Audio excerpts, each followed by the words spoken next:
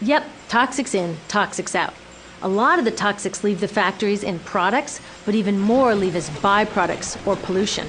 And it's a lot of pollution. In the US, our industry admits to releasing over 4 billion pounds of toxic chemicals a year. And it's probably a lot more because that's only what they admit. So that's another limit, because yuck, who wants to look at and smell 4 billion pounds of toxic chemicals a year? So what do? Move the dirty factories overseas, pollute someone else's land. But surprise, a lot of that pollution is coming right back at us, carried by wind currents. So what happens after all these natural resources are turned into products? Well, it moves here for distribution. Now, distribution means selling all the toxic contaminated junk as quickly as possible.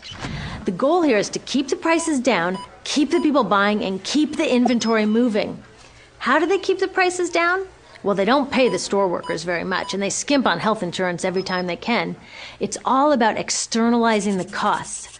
What that means is that the real costs of making stuff aren't captured in the price. In other words, we aren't paying for the stuff we buy. I was thinking about this the other day. I was walking to work and I wanted to listen to the news, so I popped into a Radio Shack to buy a radio. I found this cute little green radio for $4.99. I was standing there in line to buy this thing, and I was thinking, how could $4.99 possibly capture the cost of making this radio and getting it into my hands? The metal was probably mined in South Africa. The petroleum was probably drilled in Iraq. The plastics were probably produced in China. And maybe the whole thing was assembled by some 15-year-old in a maquiladora in Mexico. $4.99 wouldn't even pay the rent for the shelf space it occupied until I came along, let alone part of the staff guy's salary who helped me pick it out, or the multiple ocean cruises and truck rides pieces of this radio went on. That's how I realized I didn't pay for the radio. So who did pay?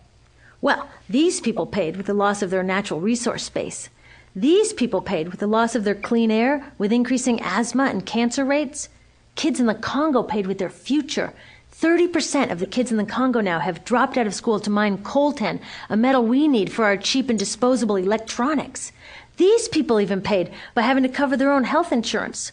All along this system, people pitched in so I could get this radio for $4.99. And none of these contributions are recorded in any accounts book. That's what I mean by the company owners externalize the true costs of production. And that brings us to the golden arrow of consumption. This is the heart of the system, the engine that drives it. It is so important that protecting this arrow has become the top priority for both of these guys. That's why after 9/11, when our country was in shock, and President Bush could have suggested any number of appropriate things, to grieve, to pray, to hope. No, he said to shop, to shop. We have become a nation of consumers. Our primary identity has become that of being consumers, not mothers, teachers, farmers, but consumers. The primary way that our value is measured and demonstrated is by how much we contribute to this arrow, how much we consume. And do we? We shop and shop and shop, keep the materials flowing, and flow they do. Guess what percentage of total materials flow through this system is still in product or use 6 months after their date of sale in North America? 50%? 20? No, 1%. 1. In other words, 99% of the stuff we harvest, mine, process, transport, 99% of the stuff we run through this system is trashed within 6 months. Now, how can we run a planet with that level of materials throughput? It wasn't always like this. The average U.S. person now consumes twice as much as they did 50 years ago. Ask your grandma. In her day, stewardship and resourcefulness and thrift were valued. So how did this happen? Well, it didn't just happen. It was designed. Shortly after World War II, these guys were figuring out how to ramp up the economy. Retailing analyst Victor Lebeau articulated the solution that's become the norm for the whole system. He said, our enormously productive economy demands that we make consumption our way of life, that we convert the buying and use of goods into rituals, that we seek our spiritual satisfaction, our ego satisfaction in consumption. We need things consumed, burned up, replaced, and discarded at an ever-accelerating rate. President Eisenhower's Council of Economic Advisors chairman said that the American economy's ultimate purpose is to produce more consumer goods. More consumer goods? Our ultimate purpose? Not provide health care or education or safe transportation or sustainability or justice? Consumer goods? How did they get us to jump on board this program so enthusiastically? Well, two of their most effective strategies are planned obsolescence and perceived obsolescence.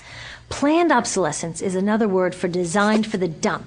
It means they actually make stuff to be useless as quickly as possible, so we'll chuck it and buy a new one. It's obvious with things like plastic bags and coffee cups, but now it's even big stuff. Mops, DVDs, cameras, barbecues even, everything. Even computers. Have you noticed that when you buy a computer now, the technology is changing so fast that in just a couple of years, it's actually an impediment to communication? I was curious about this, so I opened up a big desktop computer to see what was inside. And I found out that the piece that changes each year is just a tiny little piece in the corner. But you can't just change that one piece because each new version is a different shape. So you gotta chuck the whole thing and buy a new one. So I was reading industrial design journals from the 1950s when planned obsolescence was really catching on. These designers are so open about it. They actually discuss how fast can they make stuff break that still leaves the consumer having enough faith in the product to go out and buy another one. It was so intentional. But stuff cannot break fast enough to keep this arrow afloat. So there's also perceived obsolescence.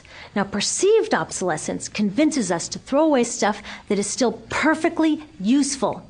How do they do that? Well, they change the way the stuff looks. So if you bought your stuff a couple of years ago, everyone can tell that you haven't contributed to this arrow recently. And since the way we demonstrate our value is contributing to this arrow, it can be embarrassing. Like, I've had the same fat white computer monitor on my desk for 5 years. My coworker just got a new computer. She has a flat, shiny, sleek monitor. It matches her computer, it matches her phone, even her pen stand. She looks like she's driving in Spaceship Central, and I look like I've got a washing machine on my desk. Fashion is another prime example of this. Have you ever wondered why women's shoe heels go from fat one year to skinny the next to fat to skinny? It's not because there's some debate about which heel structure is the most healthy for women's feet.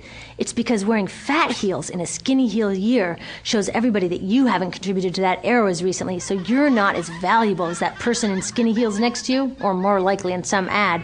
It's to keep us buying new shoes. Advertisements and media in general plays a big role in this. Each of us in the U.S. is targeted with over 3,000 advertisements a day. We see more advertisements in 1 year than people 50 years ago saw in a lifetime. And if you think about it, what's the point of an ad except to make us unhappy with what we have? So 3,000 times a day, we're told our hair is wrong, our skin is wrong, our clothes are wrong, our furniture is wrong, our car is wrong. We are wrong, but it can all be made right if we just go shopping. Media also helps by hiding all of this and all of this. So the only part of the materials economy we see is the shopping. The extraction, production, and disposal all happens outside of our field of vision. So in the U.S., we have more stuff than ever before, but polls show that our national happiness is actually declining. Our national happiness peaked in the 1950s, the same time that this consumption mania exploded. Interesting coincidence. I think I know why. We have more stuff, but we have less time for the things that really make us happy. Friends, family, leisure time. We're working harder than ever. Some analysts say we have less leisure time than any time since feudal society. And do you know what the two main activities are that we do with the scant leisure time we have? Watch TV and shop. In the U.S., we spend 3 to 4 times as many hours shopping as our counterparts in Europe do. So we're in this ridiculous situation where we go to work, maybe 2 jobs even, and we come home and we're exhausted, so we plop down on our new couch and watch TV, and the commercials tell us you suck, so you gotta go to the mall to buy something to feel better, and then you gotta go to work more to pay for the stuff you just bought, so you come home and you're more tired, so you sit down and you watch more TV, and it tells you to go to the mall again, and we're on this crazy work, watch, spend treadmill, and we could just stop. So in